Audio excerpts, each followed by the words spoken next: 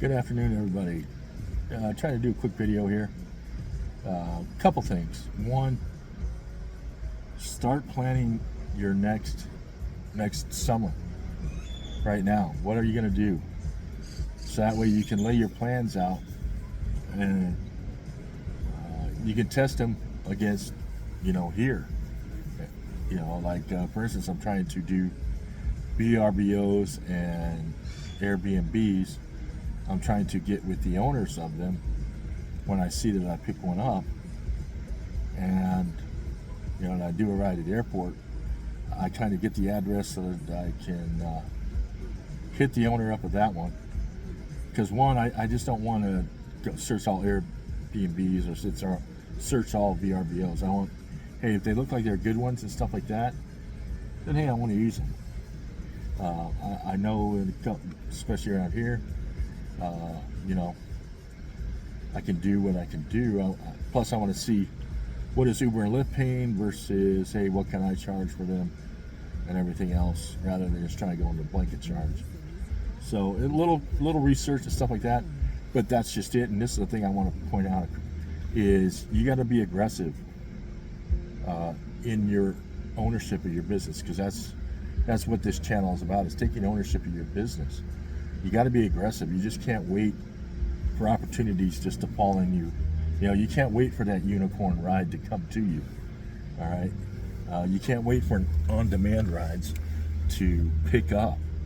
You got to be aggressive. You got to be handing out a business card. If you don't have a business card already and you've been with us for 2 or 3 months, you need to attend a meetup so I can at least get you some temporary cards. I have temporary cards that you can use. But if you still haven't got business cards, that means you're not talking to people. Which means, hey, even if you're on the Flex program, you're not getting anything out of Hum. I mean, why you even download it? Because you think, hey, this is an on-demand, I'll get 100%. No. Even some of these that say, hey, well, we get you 60%, or we get you 65%, or we get you 70%. Well, just remember, they're newer than we are, and I have seen that, hey, when I am in the area, because I was in Mesa this morning, and I actually had a ping, but I couldn't take it because it was going to be a 30-minute ride, and I was under 20 minutes before I had to pick somebody up. So you can't do that. And that's why and I turned it on just prior to advance, just because, hey, I was already lining up. Because when I do a private ride, usually about like 10 minutes prior, I've already got their phone number in the private ride thing. So that when I pull up and load their bags and everything, I just come in and put requests. I don't have to enter their phone number right then and there. You don't have, unless it's the first time. And yeah, I may ask for it again. But for the most part, they've texted me already, so I've got their phone number. I used to write them down and just keep them on. I used to have a business card that had a blank spot, had a blank back page, and I would just keep writing numbers on it. And I had like about 7 numbers on it, and these were people that were using me all the time. So I just, okay, what's their number? Okay, boom. I could just look at a text message, see who it came from. Okay, that's their number. All right, I'll use that. So, and that's how I did it. Now, you may hear people tell you, hey, just use all 9s, use 7s or something like that, or 555, 555, 555, whatever. I like to use the client's phone number because it attaches the client to the ride. Okay? Which means if something happens,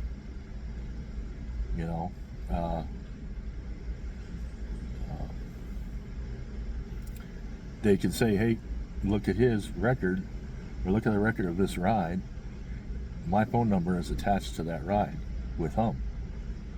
So, in doing that, that puts them with me. So that, say for instance, they rob me. Well, a good defense attorney will say,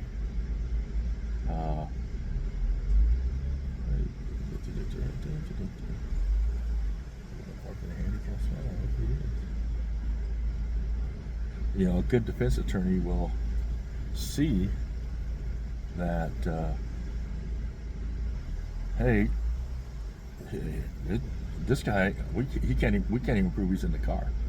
Well, I've got a dash cam for one, and two, I've actually put their phone number, so their phone number attaches them to the ride. So you got to think about that.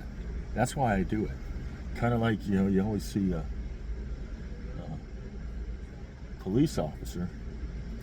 Well, always when they walk up to a car, they'll put their thumbprint on the taillight or somewhere on that car. They usually put it on the taillight because people never think about the taillights. So anyway, they always put their finger just so it attaches them to that car, to that vehicle, to that pole, to that traffic stop. And I do the same thing with our phone number.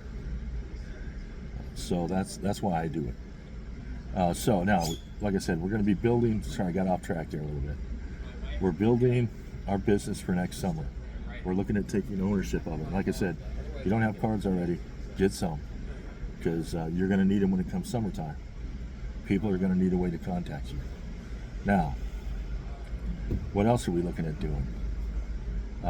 Looking at helping out other drivers.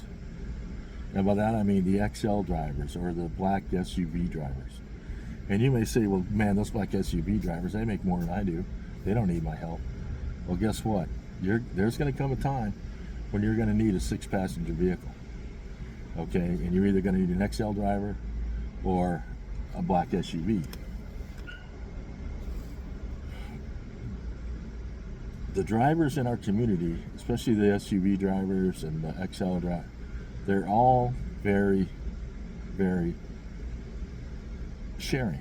So that, hey, if you need their help, great. Well, if they're helping you, maybe they can't do their run that they have scheduled. So you may swap. And like I said, if you've already done them a favor by taking one of their rides, like I have with Jerry, Marcel, Jeff, and stuff like that, these people know that, hey, they can call on me and they know I'll take it unless I have something already that's conflicting. And, so it is what it is. But, and then that's just it. You need to have that so that you can expand on what you're doing. So that, hey, what you don't want to have happen is your client takes a black SUV and say they do their own business. Well, guess what? Now he's going to use that black SUV guy. Because, hey, why not? Especially if he's comparable to you.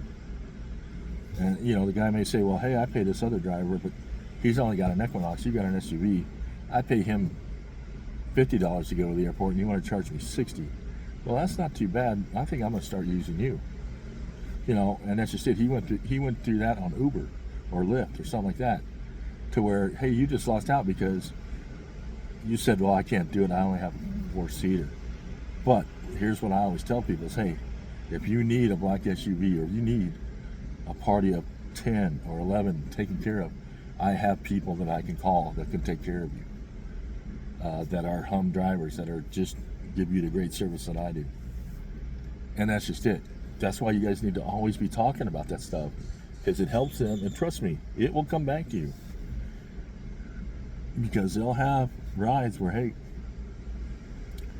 a flight. And here's the thing right now, especially right now, with the way the state of America is right now, with all the flight delays that are going on with air traffic controllers and the government shutdown, flights are getting delayed and backed up. Well, they get delayed into other rides. So yeah, everybody's looking for help. So you got to be ready for that. And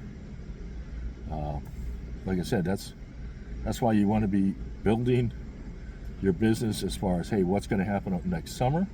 You want to start working on it. You want to start saving towards it in case, hey, maybe your business model just is, hey, I don't know, I don't want to do that VRBO stuff. I like where I'm at. I know it's going to be slow, so I'm going to just start saving. Okay, that's cool. I mean, that's good. That's a good thing to do. But start doing it, because you'll find you'll end up saving a lot. And hey, you may have to dip into it every now and then.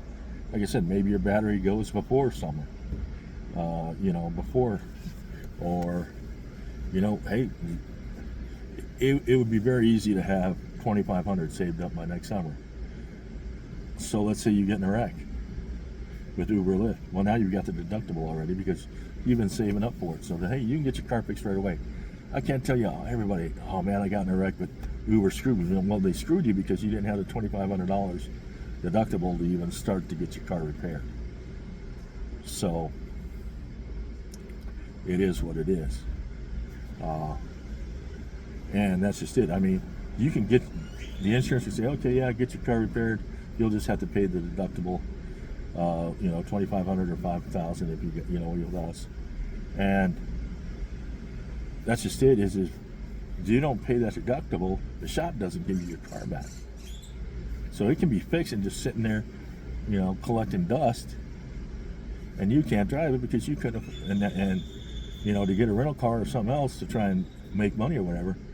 That's why you've always got to be saving, and you got to be ready in case something happens.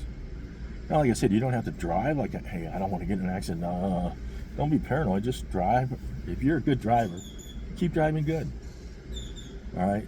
And what I like to say is, hey, most other people have insurance too. So if they cause the wreck, their insurance is going to pay for it anyway. It is what it is. But anyway, I'm going to let you guys go for that. This is just a quick little video. I was killing some time and just wanted to put this out. So thanks a lot. Have a great day.